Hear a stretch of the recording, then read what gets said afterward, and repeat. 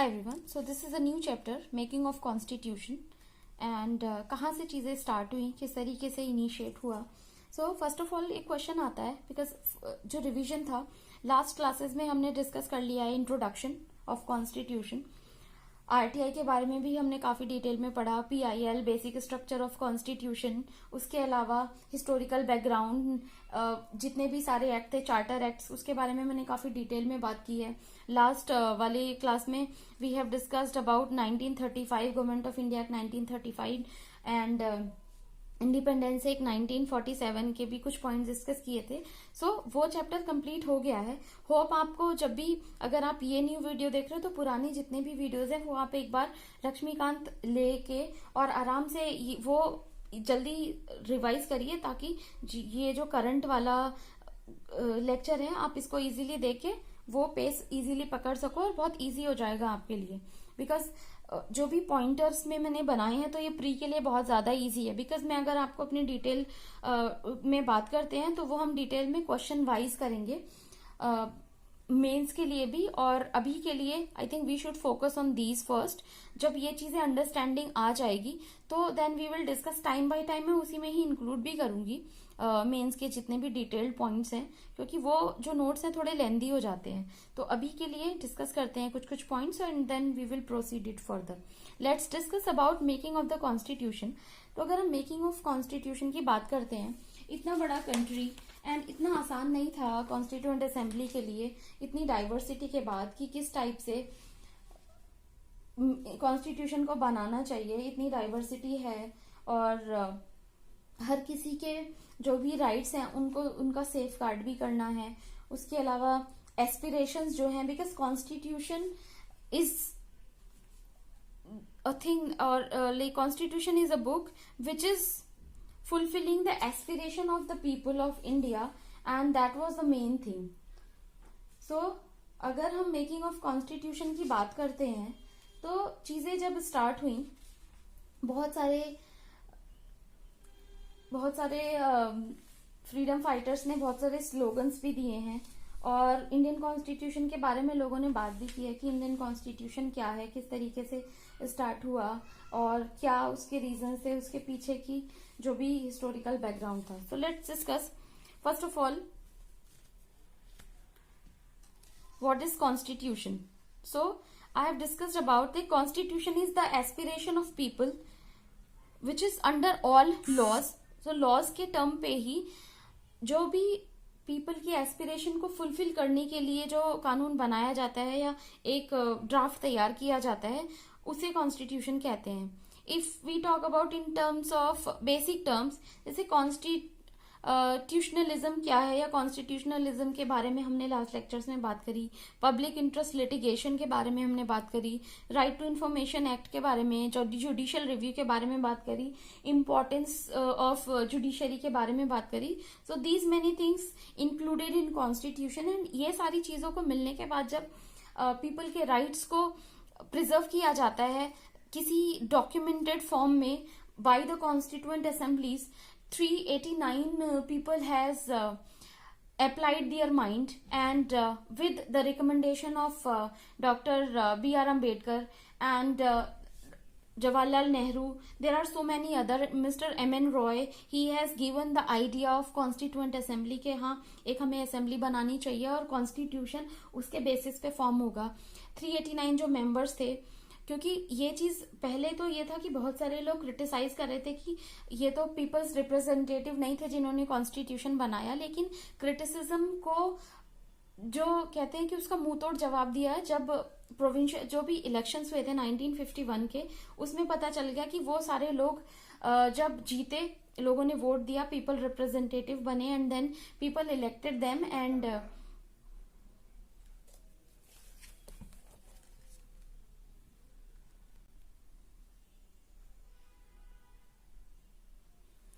तो ये क्रिटिसिज्म को एक सीधा सा जवाब था कि वो लोग ही चुन के आए थे जब इलेक्शन हुआ था. So that was a simple thing because उस टाइम पे जो भी थे, चाहे आप महात्मा गांधी की बात करो, आप पंडित जवाहरलाल नेहरू की बात करो, वो situation was different. I am not supporting any like leader or any party or anything else, but it was on the basis of जितने भी प्रोफेसर्स होते हैं, जितने भी आप कभी लेक्चर सुनोगे, वो स्टार्टिंग जब कॉन्स्टिट्यूशन के बारे में बताते हैं, they never criticize any person, they always give the suggestion, because हमारा जो एक्सपीरियंस है हमारा बहुत कम है. हम अगर एज के हिसाब से हम उन लोगों से काफ़ी ज़्यादा एज में भी काफ़ी कम है. जो प्रोफेसर्स होते हैं वो उस हॉलिस्टिकली ये चीज़ें बताते हैं कि आप किसी को क्रिटिसाइज किसी बेसिस पे कर सकते हो जिसने कॉन्स्टिट्यूशन पढ़ा ही नहीं है. बिकॉज आप किसी अच्छे किसी भी यूपीएससी एस्पिरेंट को अगर उससे बात करते हो तो उसका पर्सपेक्टिव हमेशा अलग होगा. एक नॉर्मल पर्सन से जिन्होंने कभी कॉन्स्टिट्यूशन नहीं पढ़ा उनका पर्सपेक्टिव बिल्कुल अलग होता है. तो इसीलिए हमें क्रिटिसाइज ना करके हमें उस टर्म में बात करनी है कि हाँ, what was the situation that time that those people has created this constitution, और जिसके बेसिस पे 75 years से ये कंट्री चल रहा है और वर्ल्ड में लोग जानते हैं इंडिया के बारे में. सो these were like the provisions जिसकी वजह से अभी तक चीज़ें एक सही टर्म में चल रही हैं. बिकॉज पाकिस्तान भी उसी टाइम पे बना था उसमें, लेकिन इतने डिस्टर्बेंसेज हैं. सिमिलरली आप इंडिया की बात करोगे, एक स्ट्रॉन्ग कॉन्स्टिट्यूशन है. Doctor B.R. Ambedkar and the constituent assembly has gone thorough with all the provisions, and those 389 people have contributed a lot in the making of this constitution. So this was the background. We should prepare our mind holistically, and then we will be able to understand, we will make understand the examiner while we will be giving the answers. That is the first thing. If we talk about the biggest question in front of Constituent Assembly, how to create Constitution of India, and should we adopt everything written and made by Britishers 200 साल पहले जो उन्होंने लिखा था वही करना चाहिए हमें. तो ये सारी चीज़ें जो कहते हैं आत्ममंथन किया गया है कॉन्स्टिट्यूएंट असेंबली के द्वारा. बिकॉज अगर आप अपने आप को उस जगह पर रखते हैं, आपको बोलते हैं कि उस टाइम पे ठीक है, अगर आप कह सकते हो कि 30-35 करोड़ की जनता के लिए आपको कानून बनाना है. अभी तो 130-35 करोड़ के लगभग का पॉपुलेशन है. सो उस टाइम पे उस कंडीशन में सोचेंगे कि हमें किसी के लिए लॉ बनाने, it was not that easy. Because अगर हम कहते हैं कि अपनी फैमिली के लिए हमें डिसीजन लेना हो तो हमें तब भी 2-4 दिन लग जाते हैं. सो पूरे इंडिया के लिए, इतने लोगों के लिए कोई भी लॉ बनाना was not that easy. We should say thanks to them कि उन्होंने जो भी चीज़ें करी हैं. कुछ लूप होल्स हर जगह पे होते हैं, दे वर ऑल्सो ह्यूमन बीइंग. कि हमें शायद लगता है कि कुछ प्रोविजंस गलत थे या कुछ प्रोविजन काफ़ी अच्छे थे कि जिसकी वजह से चीज़ें चल रही हैं. But we should not criticize anybody. This is the first thing. So let's discuss Y.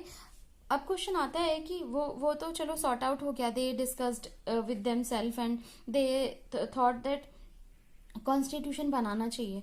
After that doctor B.R. Ambedkar said के क्योंकि उनको स्टार्टिंग में किसी ने इन्वॉल्व नहीं किया था कि कॉन्स्टिट्यूएंट असेंबली, बिकॉज उनके पास कोई अथॉरिटी नहीं थी. वॉज अ PCS ऑफिसर और लॉ ऑफिसर के रैंक पे आई थिंक महाराष्ट्र की साइड वर्क करते थे वो. After that he was not having any authoritative thing.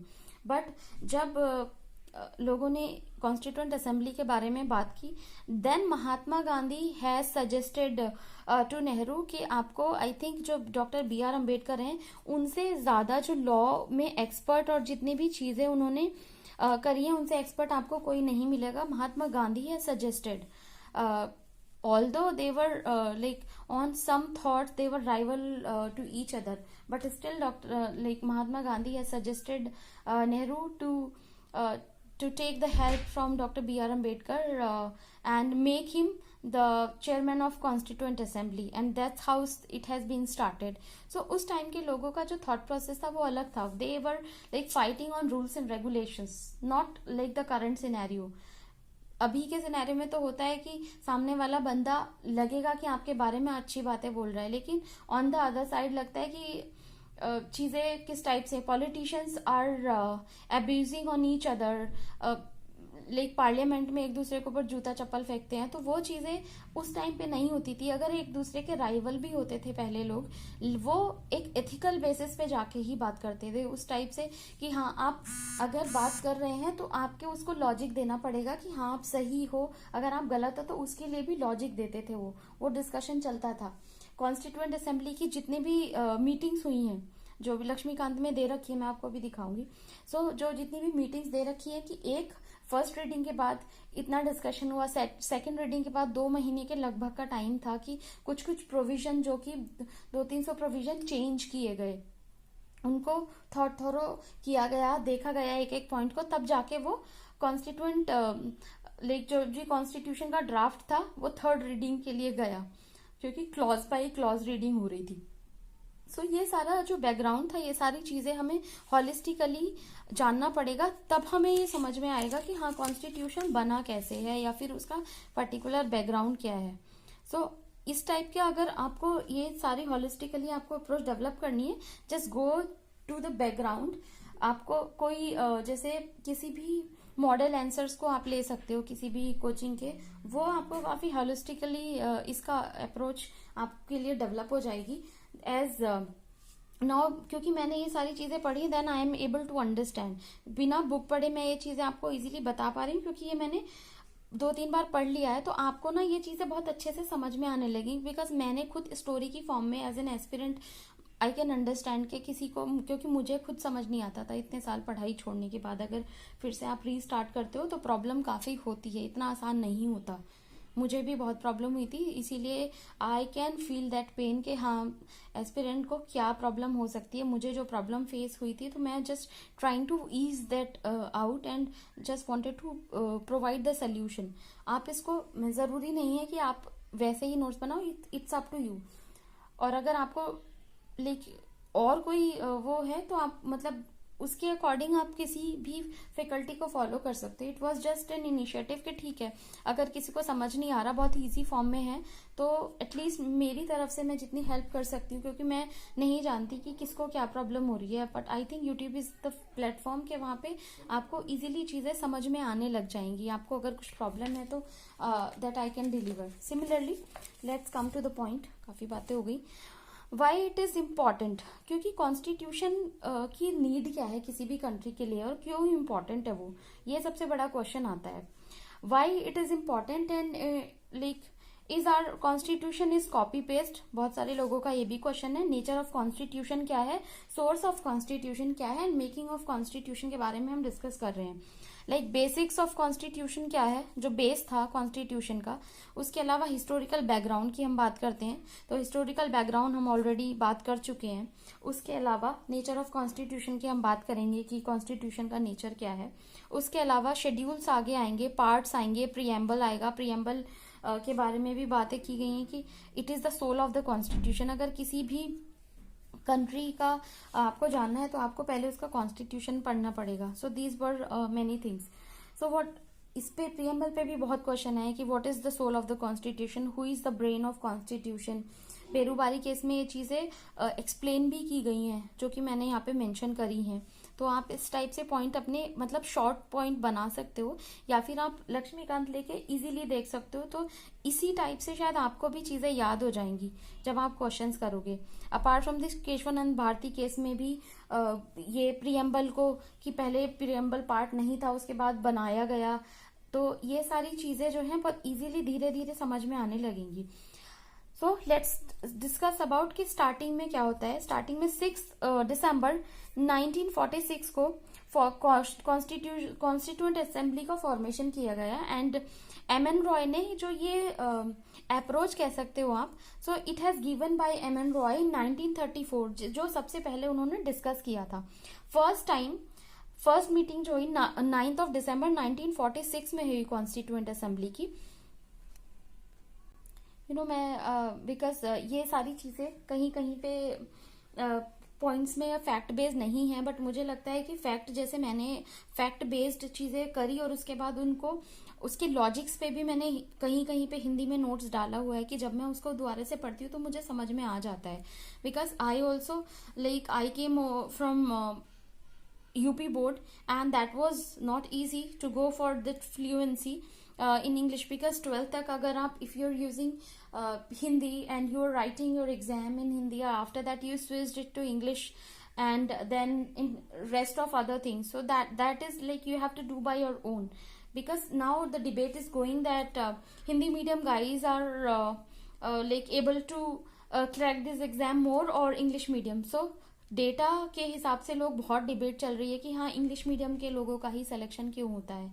It is not the English और Hindi medium, but just try to express yourself in whatever the language you are feeling comfortable. And I created myself as I am comfortable with English, and that's how I have prepared my notes. But कहीं पर होता है कि कुछ कुछ points होते हैं कि वो आपको उस टोन में, या तो आप हिंदी में लिखो या इंग्लिश में. मुझे ऐसा होता है कि मैं उसी हिसाब से लिखती हूँ कि मुझे याद हो जाए ये चीजें. तो आई विल सजेस्ट कि आपको जिस लैंग्वेज में कंफर्टेबल लगे, आपको जो भी नोट बनाने हो, जैसे मैं कहीं कॉर्नर में नोट लिखती हूँ इंपॉर्टेंट है किसी चीज में, या किसी का मीनिंग लिखती हूँ, तो वो मुझे इजिली समझ आता है. जैसे आई हैव मेंशन्ड हियर, किस केस में कहा गया था कि प्रियम्बल कॉन्स्टिट्यूशन का आंतरिक भाग है.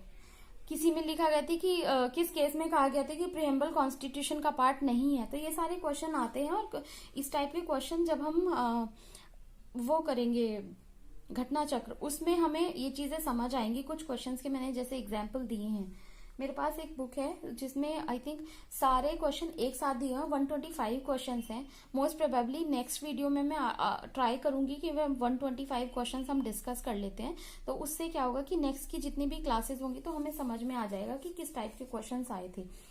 पीसीएस वाले क्वेश्चंस के भी हम डिस्कशन कर लेंगे, बिकॉज उसका एग्जाम भी 12th को है. तो that will help us out. Just give me a comment के are you able to understand. अगर कोई भी, अगर एक या दो भी लोगों को भी हेल्प हो रही है, at least I will be feeling good that I am helping others along with my preparation. So after that कुछ क्वेश्चन आए थे कि हमारे संविधान में सामाजिक आर्थिक न्याय कहाँ पर लिखा गया है या किस सेगमेंट में लिखा गया है. अगर हम फ्रेटर्निटी की बात करें या बंधुत्व की बात करें, उसका मीनिंग क्या है.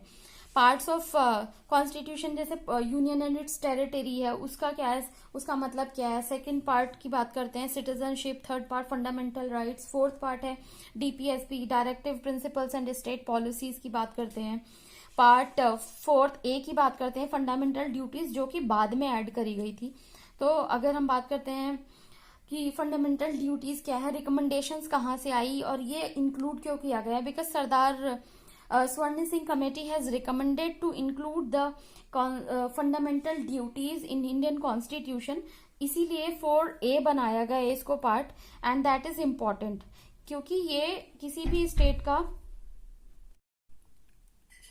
So, yeah, I was discussing about part second, citizenship, fundamental rights, fundamental duties, DPSPs, and Sardar Swaran Singh committee has recommended to add fundamental duties, and it was very important.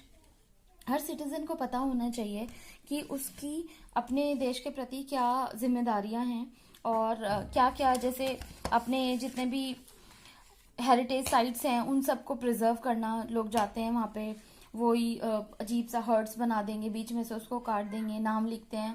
So these are things like you should preserve your heritage sites, and these are very important because जो upcoming generation है उसके लिए हम क्या छोड़ के जा रहे हैं, क्या देश की धरोहर है, वो चीज बहुत इंपॉर्टेंट है. ये चीज हमारी रिस्पॉन्सिबिलिटी बनती है. Being an aware citizen, that's very important for us to preserve our culture, our heritage, our wetlands, water, pure and healthy environment, healthy food. So these many things which is really important for us, for life on earth, and in terms of our own country, that's very very important for upcoming generation also. If we talk about emergency, Article 356 talk about president rule on states. There are other provisions. We will talk about emergency. That's very important. Multiple questions every year asked on this. Apart from this, center state relation, इसमें बहुत सारी centre state relation में काफी disputes होते हैं, क्योंकि अगर centre में एक गवर्नमेंट है और किसी दूसरे स्टेट में डिफरेंट गवर्नमेंट है जो कि सेंटर में ना हो, तो फिर वो डिस्प्यूट्स के जो रीजंस है वो बढ़ जाते हैं कुछ कुछ. जैसे सपोज आप वेस्ट बंगाल का एग्जांपल लोगे, so Mamata Banerjee is chief minister, and if we talk about center, so BJP government है. So that is the main reason that multiple things both are not ready, and that is why there are many reasons for that conflict. तो center state relation के बारे में हम बात करेंगे. If we talk about organ of the government, so there are, and organ of the constitutional structure. So उसमें आप बात करेंगे legislature, executive and judiciary. So क्योंकि जो तीनों जो ऑर्गन्स हैं, these are the organs of Indian political system. So उसमें लेजिस्लेचर से ही जुडिशरी का फॉर्मेशन होता है. जितने भी जो भी लॉज बनाए जाते हैं वो जो लेजिस्लेचर उसको बनाती है, and executive is implementing that on ground, जो कि पब्लिक के लिए बनाए जाते हैं. अब similarly if we talk about judiciary is the, आप कह सकते हो कि एग्जामिनर है कि कोई लॉ ठीक से बना है या नहीं बना है, वेदर इट इज कॉन्स्टिट्यूशनल और unconstitutional, and it is working out fine or not. So these many things which is really important. If we talk about executive, state में governor होता है, head of the state, and center में head of the government president होते हैं. Though in India, in case of India, president is the nominal governor, president is the nominal head, and states के case में governor is the nominal head of the government. So ये सारी चीजें point याद रखने वाले हैं. So that was the background. Let's discuss about कि फॉर्मेशन कैसे हुआ, कॉन्स्टिट्यूशन कमेटी का किस तरीके से स्टार्टिंग हुई, और उसके बाद हम नेचर भी डिस्कस करेंगे. पर अभी हम बात करते हैं कि why India's constitution is the lengthiest constitution in the world. उसके अलावा हम बात करते हैं सोवरीन, सेक्युलर, डेमोक्रेटिक, रिपब्लिक. उसके अलावा पार्लियामेंट्री सिस्टम की बात करेंगे, सिंगल सिटीजनशिप की बात करते हैं. ये स्पेसिफिक फीचर्स हैं इंडियन कॉन्स्टिट्यूशन के. फंडामेंटल राइट्स की बात करते हैं, and fundamental duty. So these many things which I have already mentioned. Apart from this, like the last organ which is I told you about judiciary and all, so these many points are very important. So first meeting has held on 9th of December 1946. That was the first session which I've mentioned. So these points which is important, so make these points, or maybe you can do the representation like this. Starting में there were 214 members present, and at the time of 9th of December 1946, and Muslim League did not participated in that. If we talk about temporary president of Constituent Assembly, Dr. Sachidanand Sinha, he was the temporary president of Constituent Assembly, because जो ये choose किया जाता था इनको.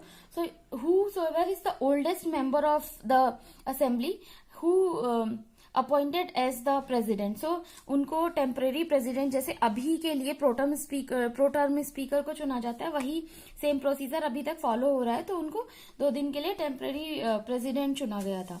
उसके अलावा अगर हम सेकेंड मीटिंग की बात करते हैं, सेकेंड सेशन की बात करते हैं, 11th ऑफ दिसंबर, ठीक 2 दिन बाद, 11th ऑफ दिसंबर 1946 को हुआ था. एंड उसके बाद ये चीजें चलती रही. Doctor Rajendra Prasad appointed as the permanent president of India and free India. Apart from this, अगर हम कंपैरिजन की बात करते हैं, कंपैरिजन विद अभी जैसे लोकसभा में होता है, न्यू लोकसभा आती है, प्रेसिडेंट जो है, जो इंडियन प्रेसिडेंट है वो लोकसभा में 2 बार आते हैं. एक तो नई जब लोकसभा बनती है, और उसके अलावा बजट सेशन के टाइम पे आते हैं. तो जब नई लोकसभा बनती है, president gives the welcome speech. 90 minute का पूरा वेलकम स्पीच होता है, जो कि लास्ट वाली गवर्नमेंट ने प्रिपेयर किया होता है, कि जितने सारे काम किए हैं उस गवर्नमेंट ने वो सारे राष्ट्रपति जी जो है वो डिक्लेयर करेंगे. सिमिलरली अगर हम उसके अलावा बात करते हैं, जैसे I have mention here this point, तो आप ये भी याद करने के लिए रख सकते हो कि Lok Sabha will say thanks to president जब वो भाषण देते हैं. उसके बाद थैंक्स मोशन, जब वो अपना स्पीच देते हैं, दैट इज कॉल्ड थैंक्स जब ये थैंक्स वो करते हैं, उनको थैंक्स बोलते हैं, that is called thanks motion. And 1951 से अभी तक सेम चीज चली आ रही है. एंड प्रेसिडेंट जब लोकसभा के लिए बोलते हैं, तो 90 मिनट्स का जो भी वेलकम स्पीच होता है वो बोलते हैं। उसके बाद यहाँ पे जब प्रोटेम स्पीकर को बनाया जाता है तो जो सबसे ज्यादा एजेड होते हैं असेंबली में उनको किसी एक बंदे को चूज करके प्रोटेम स्पीकर को अपॉइंट किया जाता है, जिससे कि वो सारे जितने भी एमपीज वगैरह हैं उनको जो ओथ दिलवाएं, और जो प्रोटेम स्पीकर है उनको प्रेसिडेंट ओथ दिलवाते हैं। उसके बाद जब वो मेंबर बन जाते हैं असेंबली के, उसके बाद वो दोबारा से ओथ नहीं लेते हैं। ये क्वेश्चन भी आया है। So this point I have mentioned here. President declare him as pro-tem speaker. Pro-tem speaker, he will take the oath in front of president. Pro-tem speaker has the responsibility to make the oath of 544. I think yeah, I got confused by this number. You can check it according to you as well. So that is important.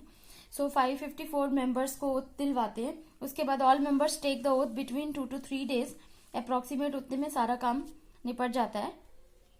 And after that, after 3 days, it is asked that who is nominated, like they अपने आप को जो भी कोई nominate करता है speaker of Lok Sabha के लिए। उसके बाद सारे लोग अपना अपना वोट करते हैं। उसके बाद लोकसभा स्पीकर को इलेक्ट किया जाता है। So speaker doesn't take oath because he has taken oath as member of parliament of member of Lok Sabha. That is very very important question. ये कई बार पूछा गया है कि जो स्पीकर ऑफ लोकसभा है क्या वो ओथ लेते हैं, बिकॉज वो एज एन एमपी लोकसभा में जब आए थे तो उन्होंने ऑलरेडी ओथ ले ली थी या शपथ ले ली थी, तो फिर दोबारा वो शपथ नहीं लेते हैं। That is important. अगर आप वाइस प्रेसिडेंट की बात करते हैं कॉन्स्टिट्यूएंट असेंबली में, तो वाइस प्रेसिडेंट थे H C. Mukherjee. That is important question, मैंने यहाँ पे मेंशन कर दिया था जब मुझे याद आया। Apart from this, B.N. Rao, he was the legal advisor. That is also an important point कि legal advisor, क्योंकि कभी कभी ऐसा पूछा जाता है कि कॉन्स्टिट्यूएंट असेंबली में कौन कौन किसका क्या फंक्शन था। Apart from this 13th of December आता है फिर थर्ड सेशन के लिए।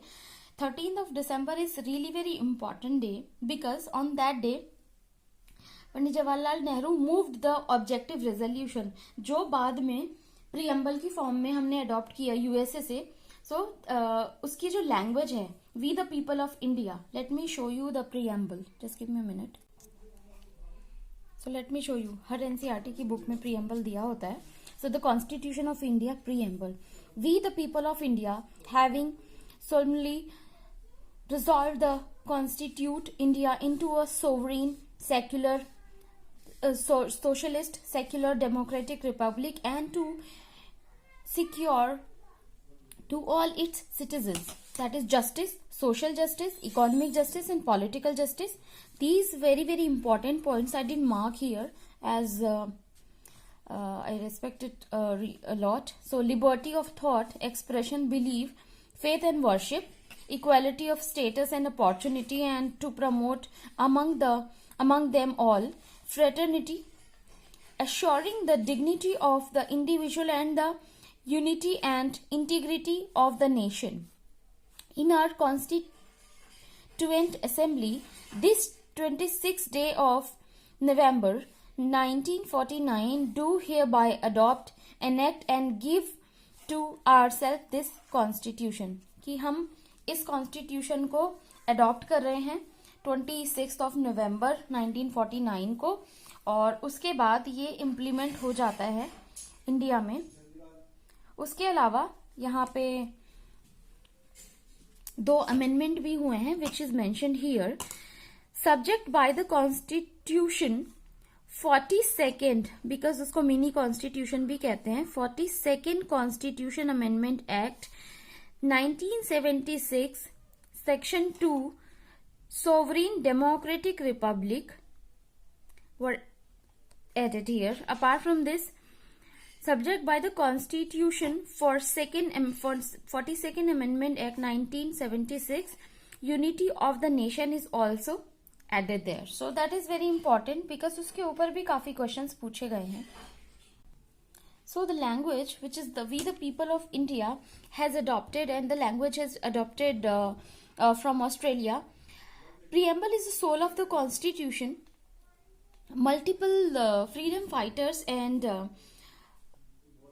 great people has given their own definitions in terms of preamble. If we talk about preamble is mind of constitution makers, SR Bommai versus state of Rajasthan case में ऐसा बोला गया था. Apart from this, preamble is identity card of any country. ये मैं आपको बहुत बार repeat कर चुकी हूँ, तो आपको ये चीजें याद रखनी है, क्योंकि आप जब क्वेश्चन देखोगे तो उसमें इस तरह के स्टेटमेंट देने के बाद स्टेट पीसीएस में भी और यूपीएससी में भी इनडायरेक्टली क्वेश्चन पूछा ही जाता है. If we talk about preamble laid down the fundamentals and philosophy of the constitutional structure. उसके अलावा horoscope of the India preamble को ही बोला जाता है. एंड प्रीएम्बल अडॉप्टेड, ये मैंने आपको बता दिया है कि 22 ऑफ जनवरी 1947 को अडॉप्ट किया गया था. And we the people of India preamble हमने यूएसए से अडॉप्ट किया था. And this is from Australia.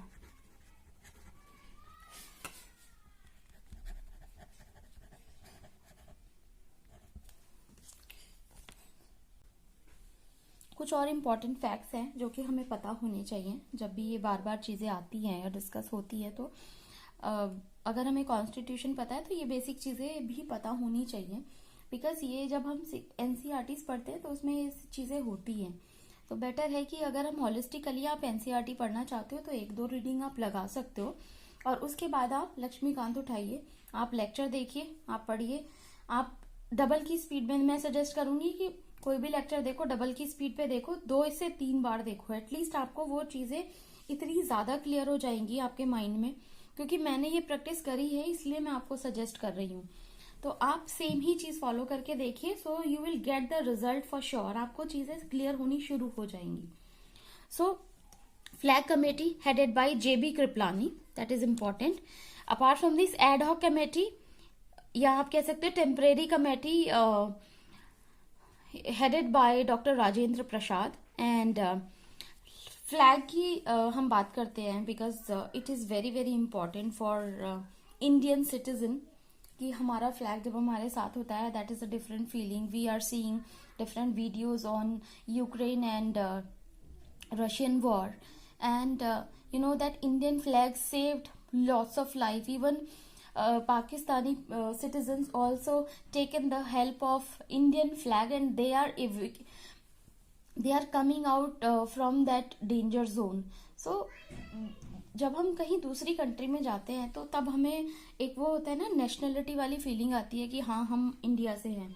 तो वो फीलिंग एक डिफरेंट पर्सपेक्टिव देती है हमें कि हाँ हम, क्योंकि हम अपनी कंट्री में जो चीज़ वो फील नहीं कर पाते जब हम बाहर जाते हैं या फिर अदर कंट्री पीपल से मिलते हैं जहाँ पे आप इंडिया को रिप्रेजेंट करते हो और अदर कंट्रीज के लोग आते हैं वहाँ पे.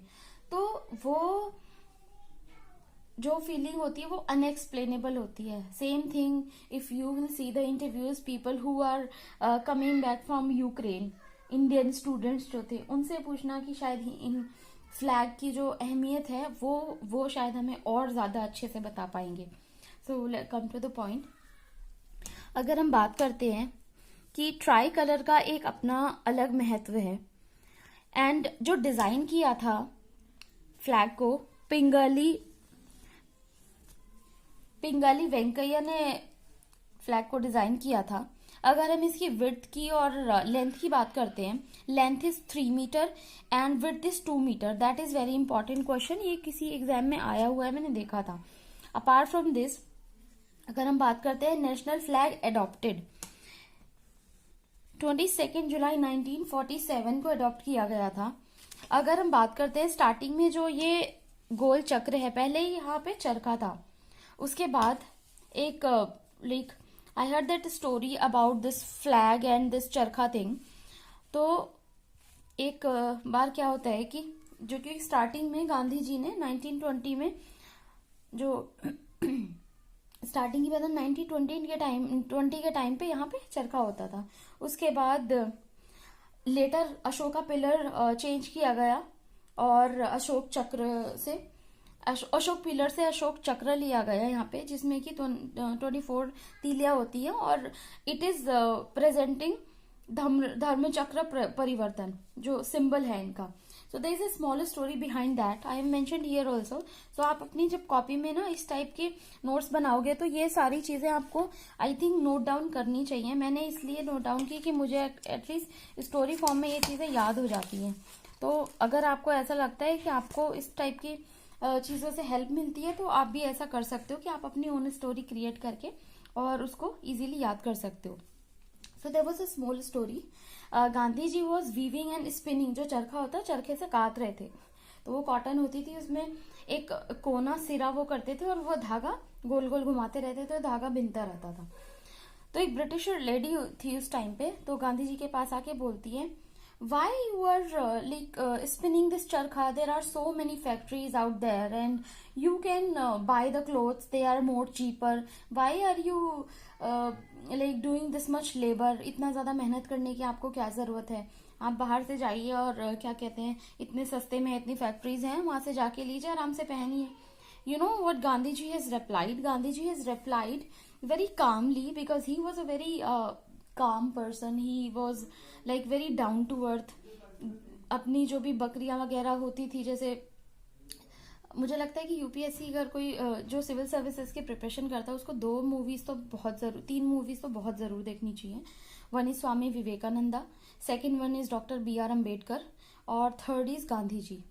ये 3 मूवीज आई थिंक हर किसी एस्पिरेंट को देखनी चाहिए. तो हमें पता चलता है, जो हमारा पर्सपेक्टिव देखने का होता है, मूवी से वो चीजें नहीं देखनी है हमें कि सब कुछ वैसा ही लेना है, but it is just a picturisation कि हाँ उस टाइम पे कैसा हुआ था. बिकॉज अगर उसमें कुछ भी बहुत गलत दिखाने की कोशिश की गई होती प्रोड्यूसर्स के द्वारा, तो उस पे वैसे भी सेंसर बोर्ड और बहुत सारे वो हो जाते हैं, मतलब कोई केस कर देता है या कुछ भी होता है. तो वो सारी चीजें कि हाँ ऑथेंटिसिटी की मैं गारंटी नहीं ले सकती, बट मैं सजेस्ट करूंगी कि आपको कुछ मूवीज देखनी चाहिए. 2-4 मूवीज और हैं, जब वो चैप्टर आएगा तो आई विल सजेस्ट. बट ये 3 मूवीज आई थिंक, कॉन्स्टिट्यूशन अगर आप पढ़ रहे हो तो ये 3 मूवीज मुझे लगता है आपको देखनी चाहिए. स्वामी विवेकानंद के लिए भी क्या उनका थॉट प्रोसेस था, बिकॉज मैं धीरे धीरे कुछ इम्पोर्टेंट पर्सनैलिटीज हैं उनके बारे में मैं वीडियो बना रही हूँ एक सेपरेट प्लेलिस्ट में, तो आप वो भी देख सकते हो. क्योंकि हर जैसे दयानंद सरस्वती जी के बारे में मैंने अभी बताई थी, गोपाल कृष्ण गोखले जो गांधी जी के गुरु थे, उनके बारे में भी मैंने एक वीडियो बनाई. So you can check that कि कुछ जो जैसे ब्रह्म समाज की स्थापना करी गई थी, तो आर्य समाज की स्थापना, तो इस तरीके से पूछा जाता है कि किन्होंने की थी, तो वो सारी चीजें इंपॉर्टेंट हो जाती हैं. So that's how he has replied very calmly के धर्म चक्र, ये जो चरखा है, it is not just like the symbol of कि मैं ऐसे ही टाइम वेस्ट कर रहा हूँ या घुमा रहा हूँ या फिर मेहनत कर रहा हूँ. Chakra is for self reliance, symbol of self reliance, and we can use it for our hand. We will be self reliant if we will be doing that. Suppose करो कि आप सारी फैक्ट्री बंद हो गई, आपके पास चरखा है या फिर आपको बहुत ठंड लग रही है, जस्ट लाइक एक एग्जांपल दे रही हूँ कि वो चीजें जो कि आप, क्योंकि अभी जो कोविड की सिचुएशन में agriculture was the only thing which saved India. पूरा सब कुछ बंद था, फैक्ट्रीज बंद थी, IT कंपनीज बंद थी, जो कि बैकबोन कहा जाता है इंडियन इकोनॉमी का. लेकिन एग्रीकल्चर एक ऐसा सेक्टर था, शायद we should say thanks to our farmers. I also like मेरे पापा भी साथ साथ खेती करते हैं, तो मुझे पता है कि खेती होती कैसे है, कितनी मेहनत होती है उसमें. I always when I went to my village, तो मैं जाती हूँ वहां पे तो देखती हूँ कि हाँ चीजें हैं, बहुत मतलब बहुत अच्छा लगता है. When I will go to, मैं शो करूंगी आपको 1-2 बार कर दिखाऊंगी कि हाँ मतलब एक जो गांव का वो माहौल होता है और किस तरीके से एग्रीकल्चर को हमें प्रमोट करना चाहिए. हम एजुकेटेड हैं बट स्टिल बहुत सारी चीजें हैं, एग्रीकल्चर को प्रमोट किया जाता है. So we should save agriculture. जहाँ पे कंट्रीब्यूशन हो तो हमें फार्मर्स को हेल्प करनी चाहिए. हेल्प का मतलब ये नहीं होता कि हम वहाँ जाके हल जोतने लग जाएं, कि वो कि शायद हमारे लिए पॉसिबल नहीं होगा, बट एक पर्सपेक्टिव होता है या हमारी सोच का तरीका होता है। बिकॉज बहुत से लोग सोचते हैं कि एग्रीकल्चर, जो खेती करते हैं, वो बहुत ही छोटे टाइप के लोग होते हैं, या फिर वो बहुत अच्छे कपड़े नहीं पहनते, बहुत लैविश लाइफ नहीं जीते। लेकिन जो हमें शायद खाना मिलता है, तो वो हमें शायद ये चीज़ थैंक्स बोलनी चाहिए कि वो हमें उन्हीं से मिलता है। वो मेहनत करते हैं, वो पसीना बहाते हैं खेतों में, तब जाके हम खाना खा पाते हैं। मेट्रो सिटीज़ के बच्चों को शायद ये तक नहीं पता होता कि खाना आता कहाँ से है। छोटे बच्चे, एक दिन मैं बिग बाज़ार में घूम रही थी तो वो बोल रहे थे कि डैडी बिग बाज़ार से गेहूं मिलते हैं। उनको ये मतलब ये चीज़ एजुकेशन में आ रही है। मैं ये नहीं बोल रही कि सब ऐसा करते हैं, बट बहुत सारी चीज़ें हैं जो कि हमें अपने किड्स को सिखानी चाहिए।